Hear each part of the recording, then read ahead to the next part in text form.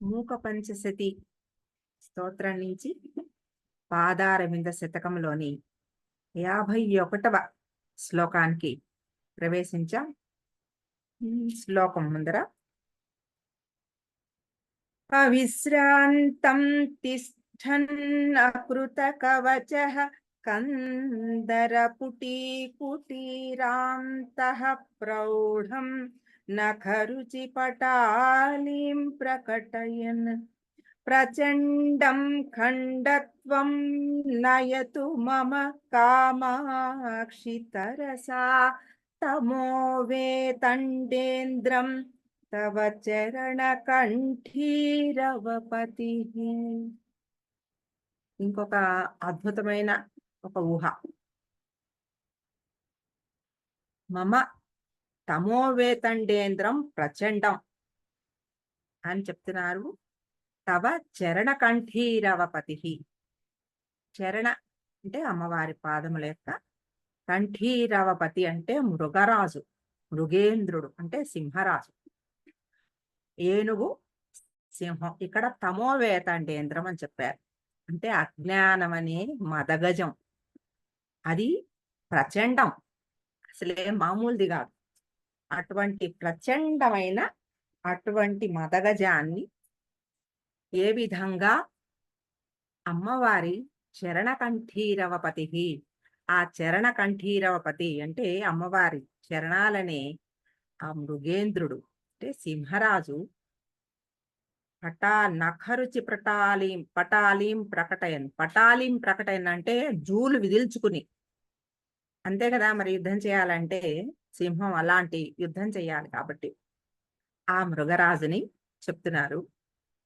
ఆ మృగరాజు ఎక్కడుందిట? ప్రతిపదార్థమైన తర్వాత మనం అలా ఆ అర్థం చెప్పుకుందాం. అకృత కవచ కందరపుటి కుటీరాంత.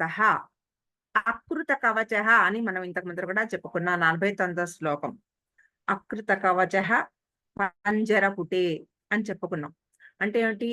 వేదవాక్కులనడి ఆ ఆ పంజరం లోపల అని, పుటి అంటే లోపల అని చెప్పుకున్నాం. ఇక్కడ అకృత కవచ అంటే ఎవరూ చేయని, అకృత అంటే ఎవరి చేత చెయ్యబడని, మానవుల చేత ఎవరి చేత చేయబడని కవచ, ఒక కవచం లోపల, అది కందర. కందరము అంటే ఒక గుహ, ఆ గుహ లోపల కుటీరాంత, ఆ లోపల ఇంకొక కుటీరం ఉందిట. ఆ కుటీరం లోపల ఈ అమ్మవారి చరణ కంఠీరవపతి కొలువై ఉందిట. అక్కడ అవిశ్రాంతం, విశ్రాంతి నెరగని, ఎల్లప్పుడు అంటే ఎప్పుడూ విత్ విగర్, మంచి బలంతో అన్నమాట. అది తిష్టన్ నివసించుచు, ప్రౌఢం ప్రౌఢ అయిన అంటే ప్రౌఢ అంటే అంటే ఫుల్లీ గ్రోన్, పూర్తిగా అన్ని పూర్తిగా కలిగిన, అది ప్రౌఢ. ప్రౌఢం నఖరుచి పటాలి, గోళ్ల కాంతులనడి జడల సమూహమును, లేదా దీన్ని సింహం యొక్క జూలుగా కూడా మనం చెప్పుకోవాలి. పటాలి అంటే ఆ జడల సమూహం, ఆ ఆ దాన్నే మనం సింహంగా చెప్పుకుంటున్నాం కాబట్టి జూలు. కొన్ని పాఠాంతరంలో సటాలీం అని కూడా ఉంది. సటాలీం అంటే జూలు అనే అర్థం. ఇక్కడ పటాలీం అని ఆ పుస్తకంలో మనం ఫాలో అవుతున్న పుస్తకంలో పటాలీం అని ఉంది. పటాలీం అంటే జడల సమూహం, ఏదైనా దీనికి సరిపోతుంది. ప్రకటయ్యన్ ప్రకటించుచు, కామాక్షి ఓ కామాక్షిదేవి, తవ నీ యొక్క చరణ కంఠీరవపతి, చరణమను సింహ ప్రభువు, మమ నా యొక్క ప్రచండం తీవ్రమైన తమో వేతండేంద్రం. తమో అంటే అజ్ఞానం, అంటే తమమను వేతండ ఇంద్రం, అది కూడా అదే గజరాజు. అక్కడ సింహ మృగరాజు అన్నారు, ఇక్కడ గజరాజు. ఇది కూడా అజ్ఞానం ఇంత విపరీతంగా అంటే అది కూడా ఒక చక్రవర్తిత్వమే.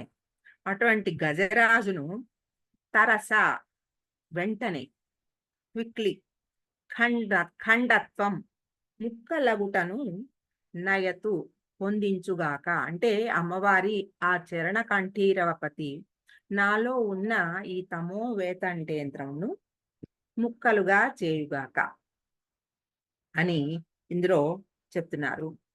అమ్మవారి గోళ్ళ కాంతే సింహం యొక్క జూలు. అమ్మ చరణాలు ఆ సింహ ప్రభువు. ఆ సింహ ప్రభువు ఎక్కడ కొలువై ఉంది? అవిశ్రాంతం తిష్టన్.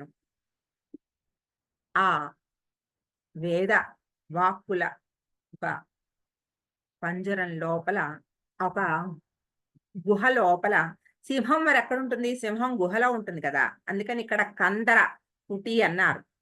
ఆ కందర పుటి అంటే సింహం ఉండేది గుహలో కాబట్టి, ఈ వేదవాక్కులనే ఒక గుహ. ఈ గుహకి, ఆ గుహకి పోలిక ఎలా వచ్చింది? ఆ గుహలు కూడా మానవ మాతృ చేత చేయ చేసినవి కాదు. వాటంతట అవే తయారైనవి. కాబట్టి అదొక పోలిక. అకృత కవచః అన్నారు కదా! అకృతమే. అవి కూడా గుహలు కూడా అకృతమే.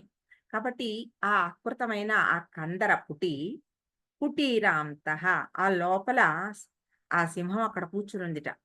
సింహం అక్కడ కూర్చునుంటే అది అందులో మృగరాజు. ఆ చుట్టుపక్కలకి ఎవరైనా వెళ్తారా? విపరీతమైన భయం. అక్కడ గుహ, ఆ గుహలో ఏనుగుందండి, ఆ సింహం ఉందండి అంటేనే దడుస్తారు. అటువంటి ఆ మృగరాజు జూలు విదుల్చుకుని చాలా రెడీగా ఉందన్నమాట. ఏదైనా సరే వస్తే దాన్ని నాశనం చేసేందుకు. అటువంటి ప్రౌఢం, మంచి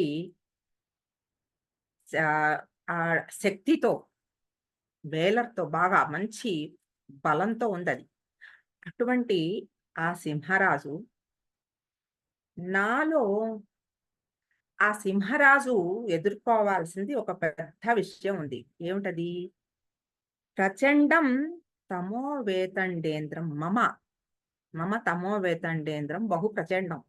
చాలా ప్రచండమైనది. ఎక్కడి నుంచి వచ్చిందో, ఎంత అజ్ఞానమో. అది, అది కూడా ఒక వేతండేంద్రమే. అది కూడా గజరాజే. అటువంటి గజరాజుగా నిలిచిపోయి నాలో పూర్తిగా నిండిపోయి అజ్ఞానం ఎంత ఎక్కువగా ఉందంటే, ఆ అజ్ఞానాన్ని పోగొట్టడానికి ఆ గజరాజుని నాశనం చేయాలి. ఖండత్వం నయతు. తరస ఖండత్వం నయతు. అంటే వెంటనే ఆ ఖండత్వం ఇంక ముక్కలు ముక్కలైపోవాలి. నాలో ఉన్న ఆ అజ్ఞానం, ఆ ఏనుగు మదగజము, ఆ అజ్ఞానమనే ఆ మదగజము అది ఖండత్వం నయతు. ముక్కలు ముక్కలైపోయి నాకు పూర్తిగా ఈ అజ్ఞానమనే ఈ చీకటి నుంచి నేను బయటపడాలి. ఇది ఎప్పుడవుతుంది? ఎలా అవుతుంది? ఈ ఏనుగుని ఎదుర్కోవాలి అంటే, ఏనుగు వెళ్తూ ఉంటే చూడండి ఎంత పెద్ద బలంగా ఉంటుందో. ఆ ఏనుగు ఒక్కసారి ఆహ్, తిప్పిందంటే, తొండం తిప్పిందంటే ఎంతటి వాళ్ళు పడిపోవాల్సిందే. ఆ కాలు కింద పడిపోతే తొక్కి పారేసిందంటే ఎంత అక్కడికక్కడ నశించిపోవాల్సిందే. అటువంటి ఏనుగుకి, ఏనుగుని ఏది ఎదుర్కోగలదు? సింహం ఒక్కటే ఎదుర్కోగలదు. సింహం కూడా ఎక్కడి నుంచి ఎదుర్కుంటుందిట అంటే, వెనక నుంచి ఏనుగు మీదకి లంఘిస్తుంది. కుంభస్థలం మీదకి ఎక్కి కుంభస్థలాన్ని కొడుతుంది. అప్పుడు ఏనుగు నశించిపోతుంది. ఆ ఏనుగు కొడితే కుంభస్థలాన్ని, ఏనుగు కుంభస్థలాన్ని కొట్టాలి అంటారు. అంటే ఆ సింహంలాగా అటువంటి ఆ ఏనుగు కుంభస్థలాన్ని వెనక నుంచి విజృంభించి ఆ ఏనుగు ని ఎలా చంపేసి ముక్కలు ముక్కలుగా చేసేస్తుందో, అటువంటి నాలో ఉండే ఈ అజ్ఞానాన్ని పూర్తిగా నాశనం చేసేట్టుగా నీ గోళ్ళ కాంతులు చేయాలి. ఆ పటాలీం ప్రకటయన్ ఏమిటవి? నఖ కాంతి. ఆ నఖ కాంతులు అమ్మవారి పాదముల యొక్క నఖ కాంతులు అటువంటి సింహపు జూలులాగా అటువంటి వెలుగులను విరజిమ్ముతున్నాయి. ఆ వెలుగులు ఒక తమాషా, ఒక ఎగ్జాంపుల్ అలా చెప్పారు. ఆ సింహరాజుకి ఒక ప్రేయసి ఉందిట. అమ్మవారి చరణాలనే సింహరాజుకి ఒక ప్రేయసి ఉంది. ఆ ప్రేయసి ఎవరు? ఆ గోళ్ళకాంతులు. అందమైన ఆ గోళ్ళకాంతులు. పాదాలు ఎర్రగా ఉంటాయి కదా! సింహం కూడా యుద్ధానికి వెడుతున్నప్పుడు ఎర్రగా ఉంటుందిట. ఎర్రబడిపోతుందనమాట యుద్ధం చేసే ముందు. ఇంకా కూడా ఎంతమంది ఇటువంటి ఏనుగుల్ని చంపిందో, ఆ చంపి ఎర్రగా అయిపోయిందిట రక్తంతోటి. అటువంటి అంటే శౌర్యం. ఆ శౌర్య ప్రతాపాలని ఒక ప్రియుడికి ప్రేయసి ముందర తన ప్రతాపం చూపించుకోవాలంటుంది కదా! అటు అటువంటి తన ప్రతాపాన్ని ఆ గోళ్ళ కాంతులనే ప్రేయసికి చూపిస్తున్నట్టుగా ఉందిట. అటువంటి ఒక అద్భుతమైన ఒక భావం చెప్పారు. అంటే ఆ ప్రౌఢ, ఆలి ఇలాంటి మాటల మధ్యలో పటాలి అనే మాటలో ఆలిం అని వచ్చింది కదా! ఆలి అంటే భార్య అని కూడా స్నేహితురాలు అటువంటి మాటల అర్థం ఉంది. కాబట్టి ఆయన ఆ నఖ కాంతి ఆయన ప్రియురాలైతే చరణ కంఠీరవ రవానికి నఖ కాంతి ప్రేయసి అయితే ఆ సింహరాజు చేసిన ఇటువంటి ఈ కృత్యాలన్నీ శౌర్య కృత్యాలనన్నిటినీ ఆ ప్రేయసికి గొప్పగా చూపించుకుంటూ తన శౌర్యాన్ని ప్రకటించుకుంటున్నట్టుగా అనిపిస్తోందిట. అటువంటి ఎన్ని తమోగజాలనో చంపేసి ఉంటుంది కదా! ఈ పాటికి ఆ చరణ కంఠీరవపతి. అటువంటి ఎన్నో తమోగజాలని చంపిన ఆ ఎరుపుదనంతోటి ప్రతాపాన్ని చూపిస్తూ తన ప్రేయసికి తన గొప్పతనాన్ని చూపిస్తున్నట్టుగా ఉంది. ఇది సౌందర్య లహరిలో కూడా 74 శ్లోకంలో వహత్యంబస్తంభేర మదనుజ కుంభ ప్రకృతిభిః అందులో కూడా ఆ ప్రతాపవ్యామిశ్రాం పురదమయితు కీర్తిమివతే ఆ శ్లోకంలో చెప్పారు. ఆ అమ్మవారి ఈ వక్షస్థలానికి మెడకి కింద ఈ మధ్య ఉన్న ఈ ప్రదేశంలో అమ్మవారి ఆ ఆ అదంతా కూడా శోభాయమానంగా ముత్యాల సరాలతోటి శోభాయమానంగా ఉంటాయి. ఎందుకు? ఆ ముత్యాలనన్నిటినీ కూడా ఈశ్వరుడు ఒక్కొక్క యుద్ధాన్ని గెలిచినప్పుడు తీసుకొచ్చిన ఒక్కొక్క గజాన్ని అవి ఇవే ముత్యాలు ఇటువంటి ముత్యాలు ఎక్కడ దొరుకుతాయట అంటే వెదురు, చెరుకు, ముత్యపు చిప్పలు, తర్వాత సర్పాల పడగలు, ఏనుగు కుంభస్థలాలు వీటన్నిట్లల్లో కూడా అటువంటి నృత్యాలు దొరుకుతాయి. అవి చాలా అన్నమాట. ప్రశస్తమైనవవి. అటువంటి ముత్యాలని ఆ ముత్యాలను ఒక్కొక్కసారి విజయానికి సూచనగా ఆవిడ మెడలో ఆ ముత్యాలని ధరింపచేశాడు ఈశ్వరుడు అమ్మవారి మెడలో. ఆ కుచాభోగో బింబాస్ అది అది చెప్తూ అందులో చెప్పినట్టుగా ఈ ఇందులో కూడా అది ఒక భావం. ఆ ముత్యాలు ఏనుగు చెప్పారు కదా! అక్కడ ఏనుగు అంటే కుంభస్థలాన్ని ఆ కంఠీరవపతి చంపేస్తే అక్కడున్న ముత్యాలతోటి తన ప్రేయసికి ఆ సమర్పణ చేసి ఉంటాడేమో. ఎలా అంటే ఒక సాధకుడిలో ఉండే ఈ తమో వేతండేంద్రం నశించిపోతే ఆ కుంభస్థలంలో ఉండే ముత్యాల్లాగా హంసలు అమ్మవారి దగ్గరకి చేరతారు కదా! అటువంటి ముత్యములు, ముక్తులు, ముక్తములు అంటే కూడా ముత్యాలు. అటువంటి ముక్తములు, ఆ ముక్తులు అమ్మవారి దగ్గర పాదాల దగ్గరికి చేరిపోతారు కదా! అటువంటి ఆ భావం ఇందులో కూడా మనకి ఆహ్, చేస్తున్నారు. అటువంటి అజ్ఞానాన్ని పోగొట్టమని నాలో ఉన్న ఈ గజరాజుని, తమో గజరాజుని నాశనం చేసి నాకు జ్ఞాన భిక్ష ప్రసాదించు తల్లి. నాకు అటువంటి ఆ జ్ఞానం ఎన్నో రకాలు ఎంత ప్రతి శ్లోకంలోనూ చెప్తూనే ఉన్నారు. ఈ తమస్సు, ఈ అజ్ఞానం ఎంతో ఎంతో బాగా పేరుకుపోయి ఉంది. వేళ్ళూనుకుపోయి ఉంది. చాలా శాఖలతో విస్తరించిపోయి పెద్ద వృక్షం అయిపోయింది.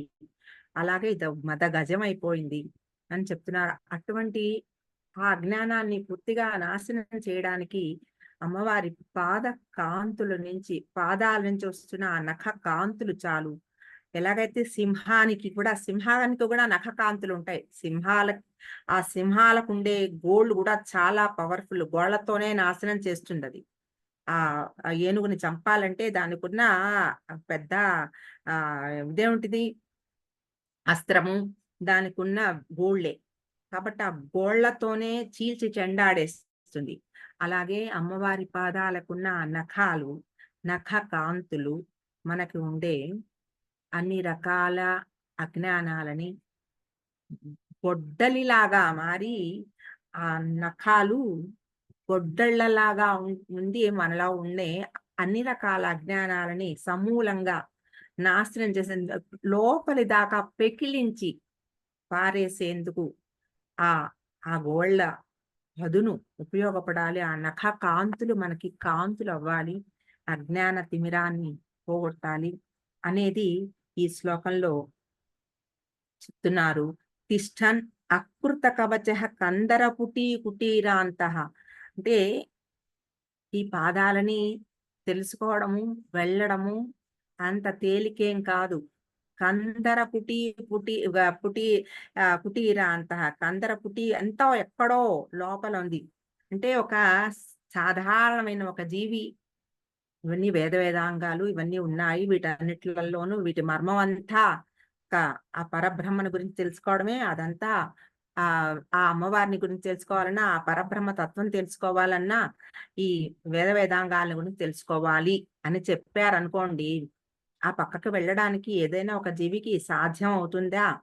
ముందరే అమ్మో! మన వల్ల అయ్యేవి కాదు. ఎలాగైతే ఒక సింహం ఓ గుహలో ఉంది అని చెప్పినప్పుడు, ఆ గుహ వైపు వెళ్ళడానికి భయపడతారో, అలాగే ఇటువంటి ఒక శక్తి ఉంది.